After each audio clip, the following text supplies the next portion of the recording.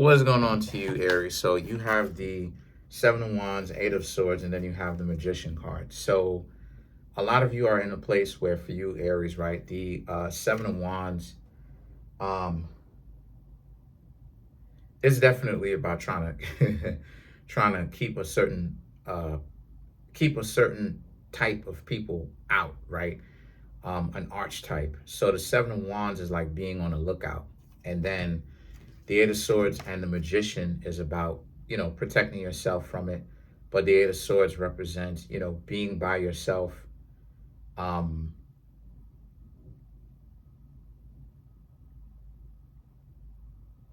to pursue your own thing. Um, being not, being okay with being different in a sense, right? Like, being okay with being different. Like me, I'm different compared to a lot of people. Like I don't get down with the whole like the regular melanated aesthetic of being like Christian, going with the 1950s, oh, we were in chains kind of. I'm, you know what I'm saying? Yes, I eat soul food. Yes, but it's prepared differently. You understand what I'm saying? So it's like for me, and then I don't eat at the same dinner table in the sense of the school of thought. So it's nothing to be ashamed of when it comes to you, Aries, feeling like you do not have to, or you will not go along to get along. There's nothing wrong with it, to be honest with you. Um, I don't know. I just, because me personally, I just think it's corny. You know what I'm saying? Like I just think that is real corny. The ideology that, like, you know what I'm saying? Like the wigs, you know what I'm saying? The fact that, melanated people, some of us be wearing wigs. I don't think it's necessary. The 1950s, like you know what I'm saying? I want to see the person who I'm with. You feel me? Like, why else would I be in a relationship with this person if I know I didn't like them? You understand what I'm saying? I want to see their real features. I like the curly hair or the straight hair or the wavy hair or the blue eyes or the brown, like whomever I'm in a relationship with. Why do you think I'm in one with you, right? Because there's nothing, you know what I'm saying? Because I'm not like a bum. So I'm not like with a person for one particular reason. I'm with so and so because this person could help me pay my bills. You understand? So I get it. I get it. A lot of you are not like a lot of people whom you've met, and that's what makes you stand out. And so the Five of Swords and the Ten of Cups here for you is about how the Five of Swords is about how a lot of people made you feel rejected because of your difference. But the Ten of Cups represents you should actually feel very proud of yourself because you're different. A lot of you Aries, you may, I said this before, that Aries are strikingly beautiful. I know a lot of Aries who I look to, and they are not quote unquote average, where there's some things about them where they're cute, but they're not like conspicuously beautiful or handsome or whatever, right? And I've seen many a Aries that I look to, and I'm like, oh, what? I'm like, ooh, what a blessing, what a blessing. Oh Lord. You understand? For real. I could show y'all a couple. I'm not gonna, but and what the point I'm trying to make here is that even when it comes to like the physical features, right? The strikingly beautiful thing, right? The conspicuously beautiful or handsome, the standout, right? Why this thing comes to play is due to the fact that what you Aries got going on is you're learning how to be more, or you should learn how to be more comfortable in your skin. But I'm seeing that you are learning that already. And then the thing is that the Seven of Pentacles is not the same as the Seven of Wands, where it was like protecting yourself and learning how to be okay with conflict. The Seven of Pentacles is more so about like not expecting help, not receiving a whole lot of help, doing things on your own, right? And I've talked about this before. We are the offspring of Set. I've talked about this. I'm gonna keep it a bug with you. The only reason why I haven't bought the book yet is because the book is wild expensive. It's called The Azosha, Azoetia. If you got bread like that and you want to drop that kind of money, I ain't even gonna sugarcoat it. I ain't even gonna lie. The book is around $800 to around $1,300. I don't want to drop that much on it for a physical hard copy. Once again, if you got, it's a rare book. It's a rare book. I don't even want to lie. I think there's like 200 or less copies on Earth. I think there might be a little bit less than 200 copies. But the point that I'm trying to make here with that is, it is one of the most sought after magical grimoires, magical books in the world right now. That's why it's so expensive. So it basically has the clip off in it, the goetic spirits, but basically it's a book basically kind of showing you how to inherit Set's power, basically, right? The Egyptian deity Set's power. Point that I'm trying to make here with that is Aries, Virgo, Scorpio, Capricorn are the offsprings of Set, right? And Virgo is the north, Aries is the east. Virgo and Capricorn is the north, Aries is the east, and Scorpio is the south.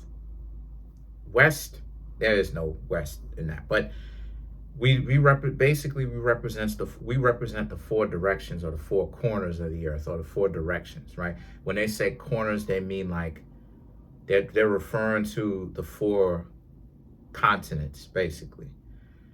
So what does it have to do with you, right? What I'm trying to say is the Seven of Pentacles, the High Priestess, and the Eight of Wands is all about how you Aries do the work yourself.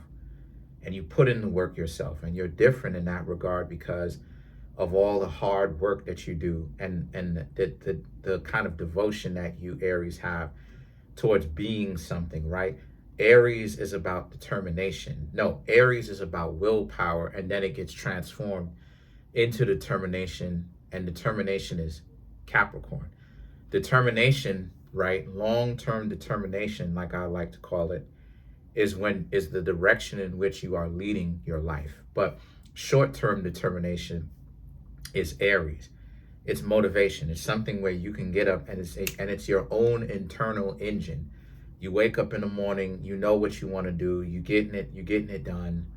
You don't have, you know what I'm saying? Like things have to bend around the things that you are doing, right? As soon as you lift your head up off that pillow or whatever you sleep on, hammock, I don't know.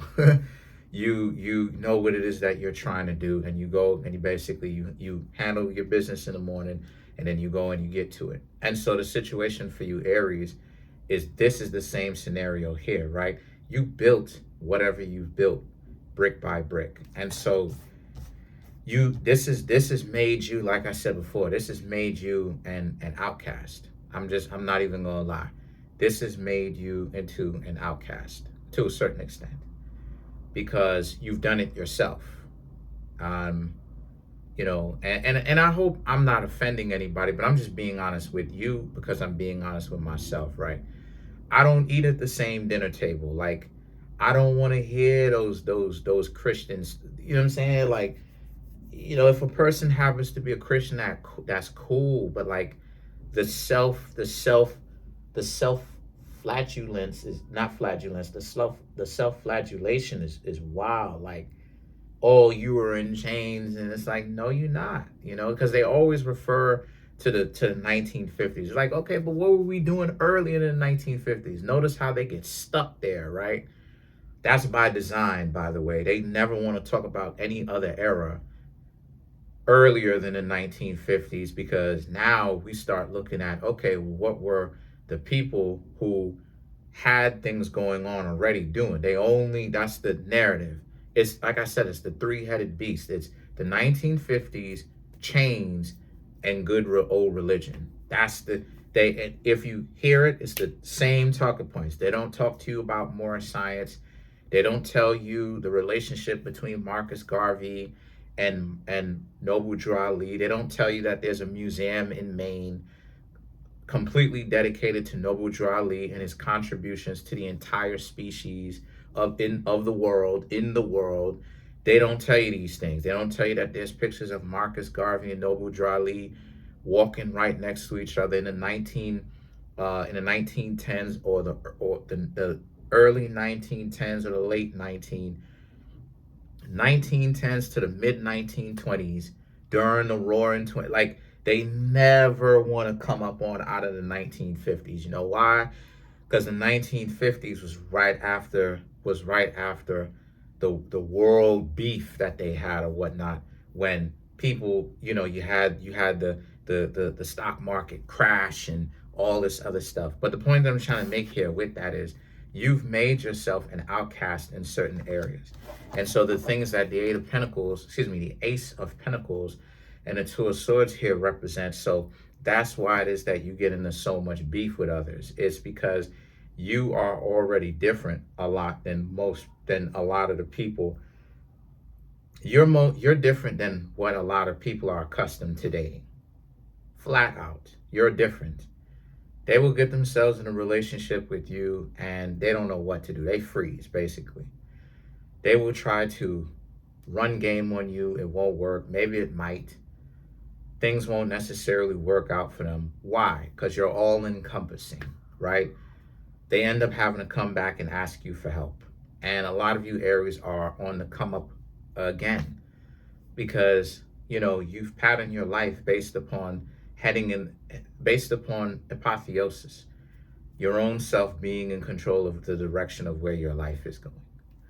And so, other people will look at you a certain kind of way, but you have essentially went the way and made certain decisions that, impact the rest of your life. And a lot of you Aries are embracing it. How do I come up with this stuff, right? Because of the magician. The magician and Virgo, the magician and hermit is Virgo, and it's Gemini. The magician is really Gemini, Virgo, and Scorpio, and the hermit is Virgo all by itself. But a lot of Virgo energy, a lot of Gemini energy, a lot of Scorpio energy in that regard, right? And Aries shares a planet Mars with Scorpio. The magician, after a person has left the cave, the hermit's cave, right, to set out on exploration, or maybe even chose to be in the cave, there's a level of realization and enlightenment that comes from being held captive in the cave, because that's a story, to now being free to make their own decisions, right? And regardless of whether you stay in a cave or if you leave the cave, you have the knowledge regardlessly. And so people who stay in the cave or leave the cave are different, because they are not the same due to what they know. Once you know, and this is why knowledge is so important, even in like witchcraft, it's because once it is that you know knowledge, once you've accumulated, this is why in Freemasonry they called it building, right? Because what you're building is knowledge and experience, wisdom, enlightenment. Once you keep attaining knowledge and wisdom, you're not the same. You know so much, you've experienced so much, you can never actually not experience those things. You can't go back in time and not experience it. You can't unlearn those things. So you're different than the common individual, right? And so that's what's going on here for you Aries. You're different than the common individual, right? You're not just a pretty face, right? A lot of the Aries that I've met are not just pretty faces, A lot of you can be sarcastic, because a lot of you don't necessarily trust that people can look at you anything else other than your looks, pretty much. So let's clarify the Five of Swords. pretty much. Not the Five of Swords, excuse me. Two of Swords. World card, manifestation, things are getting better for you. Ace of Cups, Knight of Cups, Chariot, Five of Swords, right? These three cards right here, right? You knowing what it is that you're doing, things are getting better for you. Seeing things for the way that they are, embracing your similarities and differences, Five of Swords, and not being so caught up with if a person doesn't want to be around you, right? Embracing it. If a person doesn't want to be around you, it's their loss. So that's it. Comment on the video, like the video, subscribe to the YouTube channel, share the video. And this embracing of these differences is very powerful, because a lot of people don't have the heart to kind of stay, kind of venture off into their own adventure for themselves, right? They kind of stay with the herd. Right hand path. Right hand path is community, doing things a little bit easier, right? It's like Bruce Leroy versus Shonuff. Shonuff, believe it or not, Shonuff was actually, or know it or not, I should say, Shonuff was actually right hand path, and Bruce Leroy was actually left hand path. Because if you pay attention to it, from the movie The Last Dragon, Leroy Green actually was the only student of the person who was teaching him the martial arts, as opposed to Shonuff. Shonuff had learned certain things, but remember, he was around this group of people all the time, right? That's right hand path. That's community. When Leroy Green was I mean like whooping the behinds of like hardened dudes, right? Like real combat, like for real. Shonuff was doing glorified sparring matches. You dig what I'm saying? He was doing it in a fairly safe environment. You dig what I'm saying? As to where Leroy was doing it on the streets. That's a left-hand path, right? So you've chosen, a lot of you Aries are choosing, you have a choice between left hand or right hand. Will you do the community thing, or will you be left hand, right? And a lot of times too, people overdo the left hand path, and they make it seem like just because people who want to do stupid things on left hand are up to some goofy stuff, they try to make it seem like the entirety of people. No, that's not reality. I'm gonna be real with you. I'm gonna keep it a buck with you. The people who study left hand path and they use it to get other people caught up is still right hand path. Left hand path is like lower magic. Right hand path and left hand path is like different things. It's like lower magic and higher magic, right? Or low magic and high magic. Low magic is about trying to get back at the people who have wronged you. High magic is about empowering yourself.